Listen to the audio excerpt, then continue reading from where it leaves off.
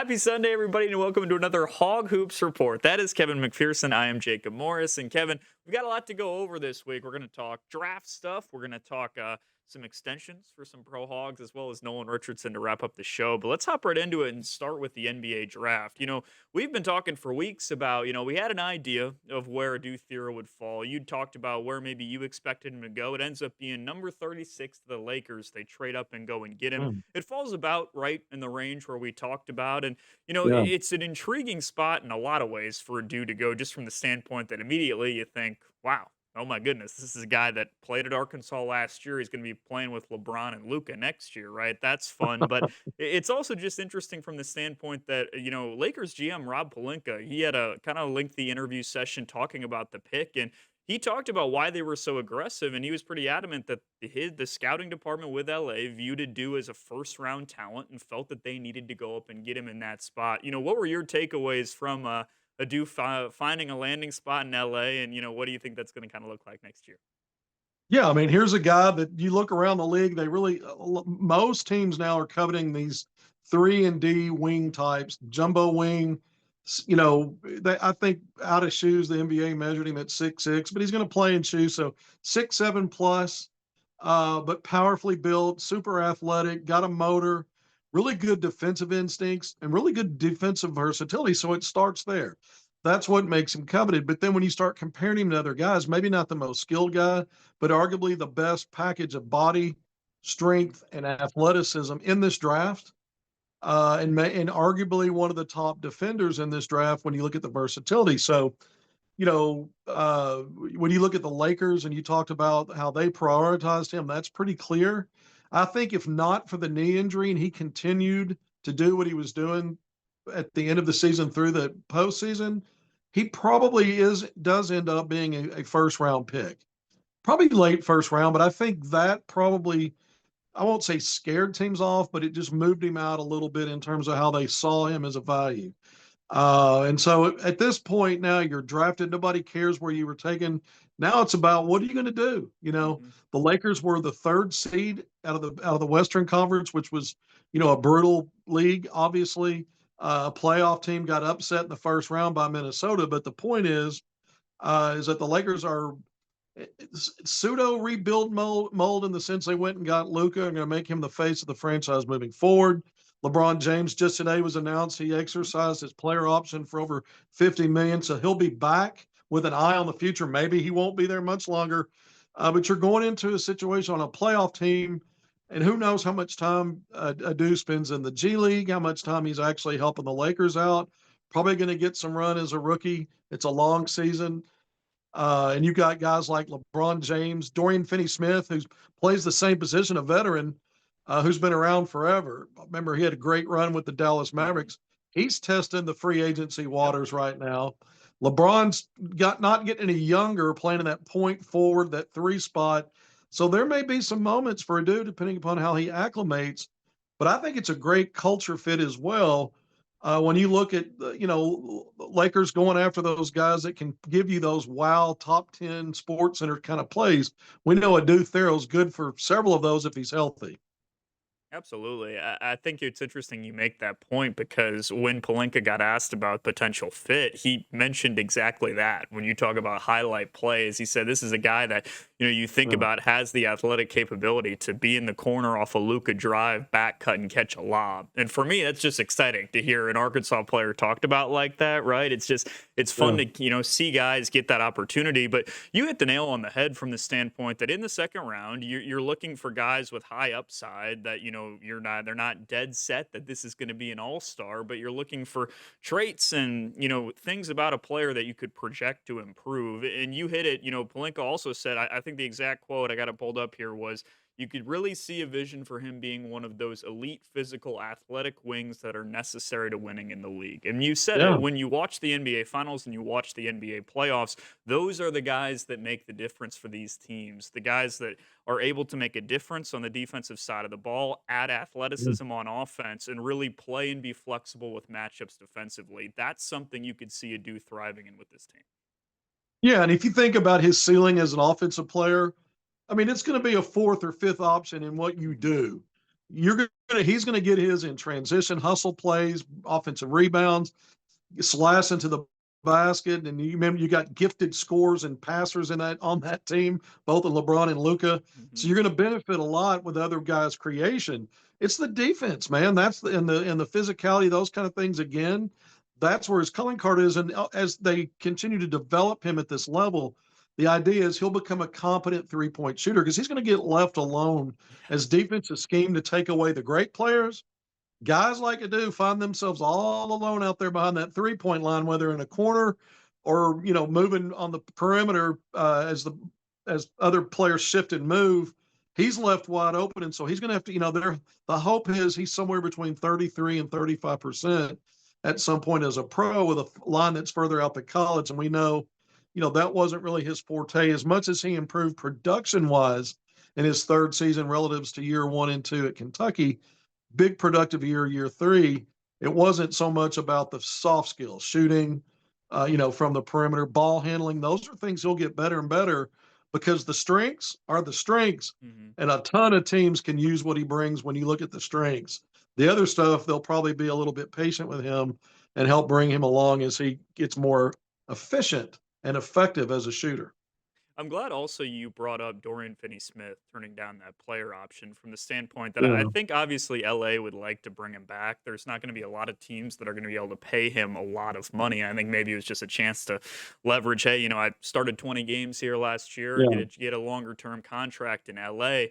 But it's the type of thing where if you're looking for an avenue for a dude maybe to play more minutes than maybe the Lakers would like him to, or just get a lot of run in his rookie season, if Dorian Finney-Smith ends up going somewhere else, that all of a sudden opens up a massive spot for a dude to play from the standpoint that Dorian Finney-Smith is a guy who is 6'7" and shares a lot of similarities, at least physically, with Adou. So that's something to keep an eye on in terms of if you're mapping out the way for him to maybe get even more minutes or more run than projected in his upcoming rookie season. Yeah. But not the only guy with opportunities coming up. John L. Davis goes undrafted, but he's going to get summer league opportunities with the Orlando Magic. Your thoughts on the fit there, and what John L. potentially could bring to the summer league roster for Orlando?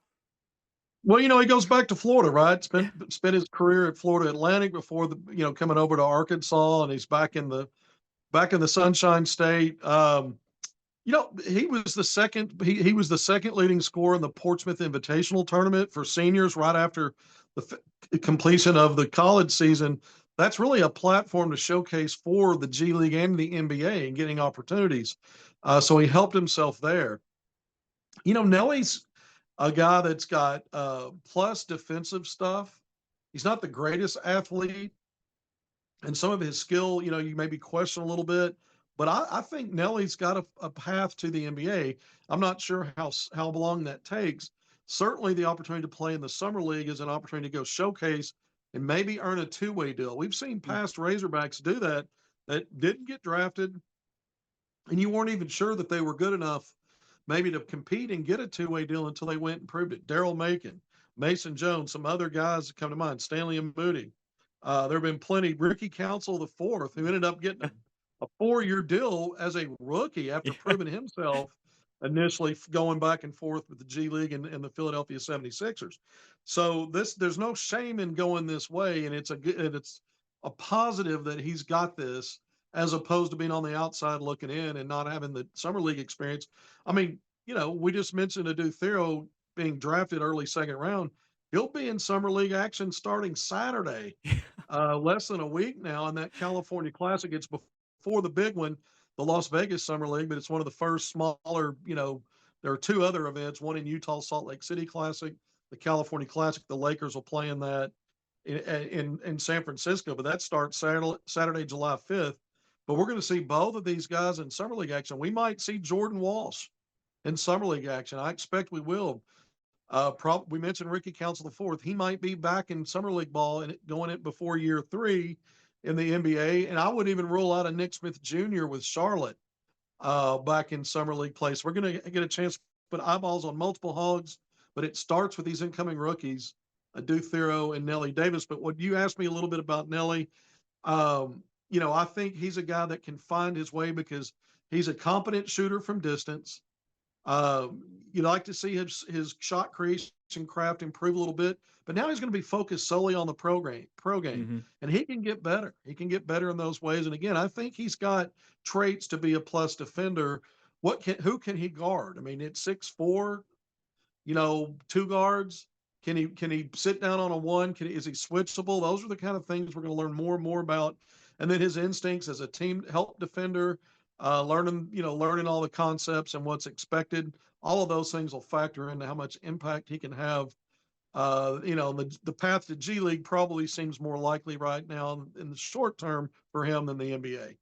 It makes sense. I know you're the same way. A lot of the reasons the summer league is so fun is sure, you get a chance to, take a look at some of the lottery guys. They'll play 10, 15-minute stretches or whatever it might be. But John L being a perfect example of you also see guys get the opportunity to prove Yeah. they're all around worth the teams. You see guys step forward in terms of just embracing being an all around guy. And that's going to be the path for John L in summer league and in the G League if he gets an opportunity there to finding a spot on an NBA roster. It should be a whole lot of fun to watch in a couple of weeks. But we're going to take our first break here. When we come back, we're going to talk the NBA champs, Oklahoma City getting it done, and two Razorbacks getting it done in the process as well. But first, a quick break.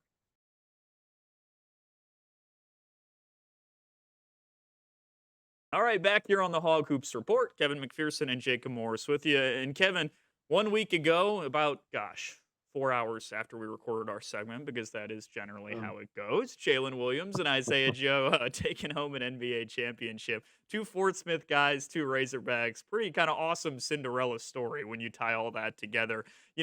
Two guys that have played on the same high school team that knew each other growing up, and you and Courtney had a chance to talk with Isaiah Joe earlier this week. um, It's a great conversation. Go and check that out if you haven't. And I thought um, Isaiah's answer on Jaylen was just plain and simple awesome. Just about the fact that, the opportunity to see a guy grow up and to see him develop as an adult on and off the court, and to have the opportunity for both of those guys to get that done and win, the most or the biggest accomplishment in basketball is pretty darn special.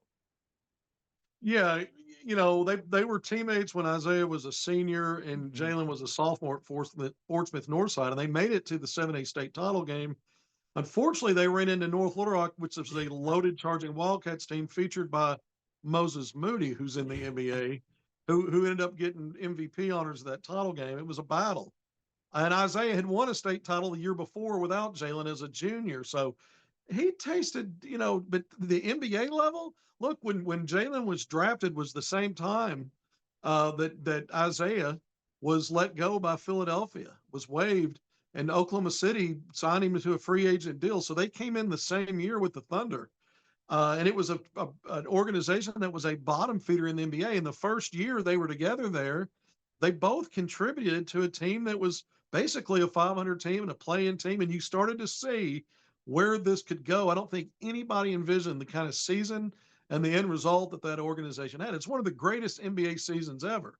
Yeah. You could say that about any champion, but not really. I mean, this literally, when you looked at their regular season, some of the records they broke along the way in terms of some of the greats in the NBA, some of the greatest teams and individual stuff.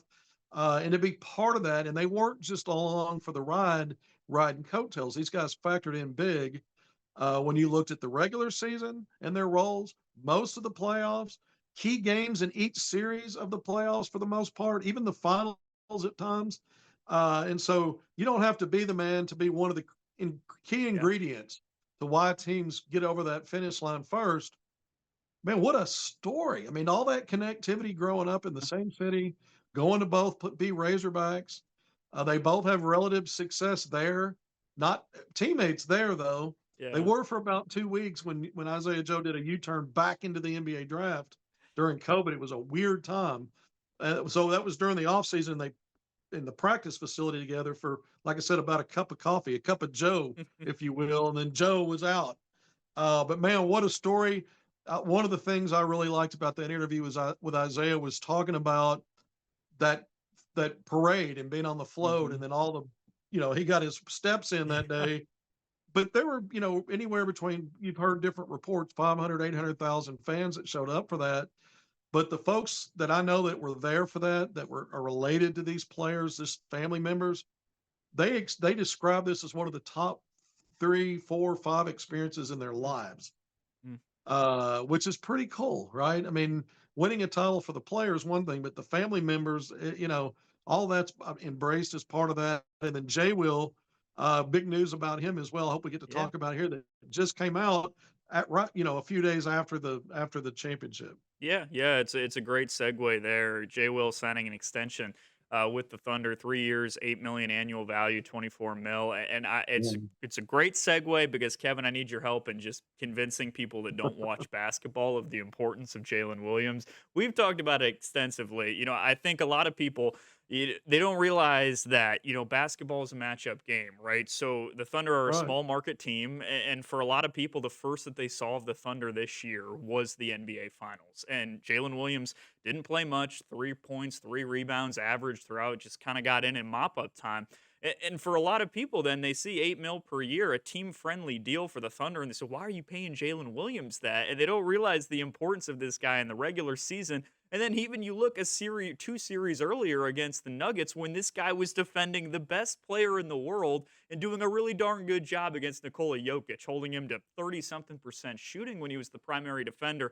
This is a really important piece to this team, and I think he Yeah. gets lost in the shuffle big time because he's the smile guy. He's always there in post-game interviews, and he gets lost in the shuffle on one of the deepest rosters in the entire NBA. He's deserving of this extension, and I think honestly, the Thunder got him at a good price because he could command more if he rode this thing out to free agency.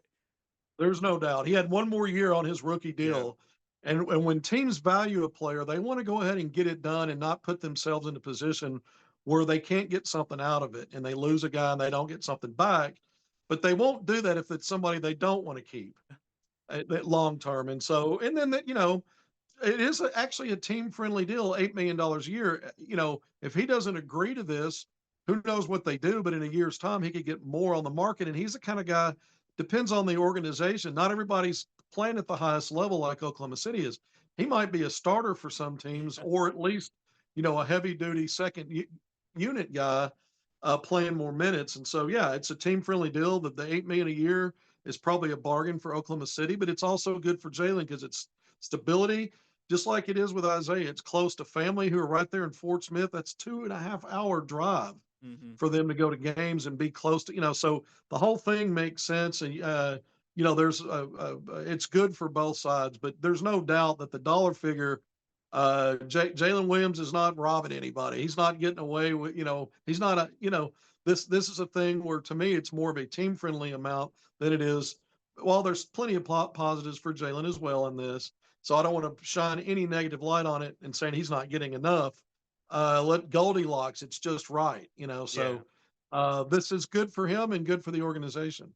Kevin, and honestly, I think if you're forecasting forward, this is not going to be obviously the last contract he signs, and Right. the next one that he signs, when you factor in all the financial limitations OKC is about to run into, there Yeah. is almost no physical way for them to re-sign Isaiah Hartenstein in a couple of years, or I think it's Right. after next season. He's making 29 mil a year. They Yeah. got to sign Chet. They got to sign the other Jaylen Williams. Shea's extension is going to kick in. All of a sudden, you're going to see Jaylen Williams playing a lot bigger of a role. And when he comes time to get his next contract, I think it's going to be a bit more than 8 mil per year. So do not fret, Yeah. Razorback fans. He's going to be well compensated coming up. But it's time for another quick break here. When we come back, we're going to talk Nolan Richardson, present big time this week around the Razorback program. We're going to wrap up the show with that. But first, a quick message from our sponsors.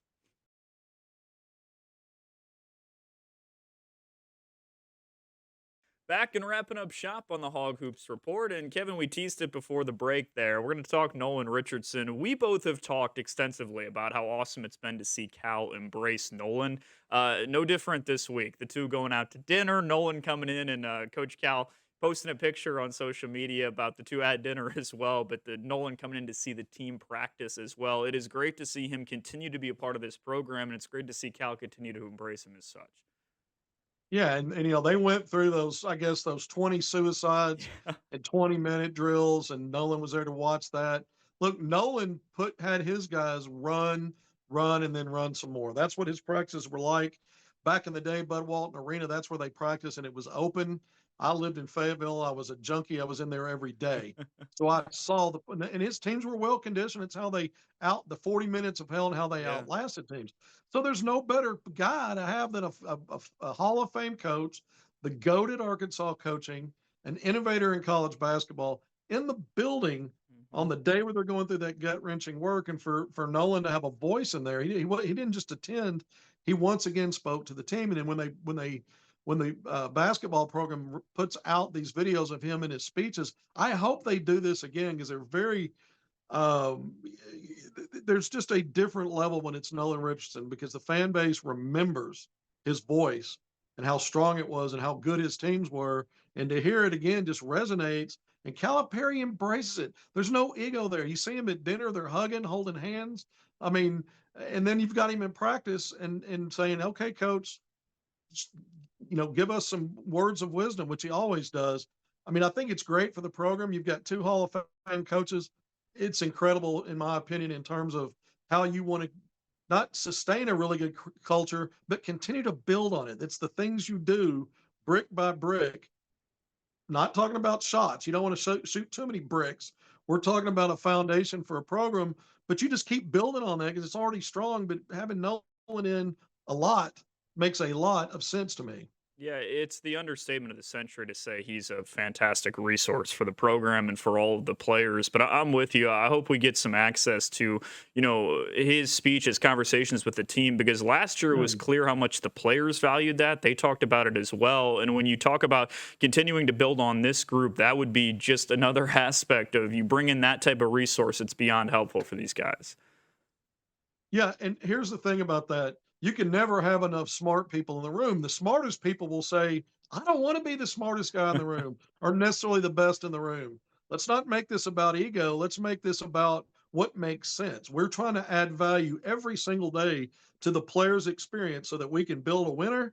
We can help, showcase them, develop them, so you're planting seeds constantly with different voices as long as those voices make sense. And it's hard to go wrong with a Nolan Richardson. It's not like you're scratching the bottom of the barrel. You're taking, I mean, you're taking the best that's ever been in Arkansas in coaching. Calipari recognizes that it's not about him and all about his voice. I think it's brilliant. Yeah, it was great to see. Hopefully, we continue to get access to that. It's always great to see Nolan around the program and getting some dinner as well. It's I was jealous of that meal. Looked pretty darn good. But Yeah. regardless, that's all the time we have on this week's Hog Hoops Report. That is Kevin McPherson. I am Jacob Morris. We'll be back to talk to you next week.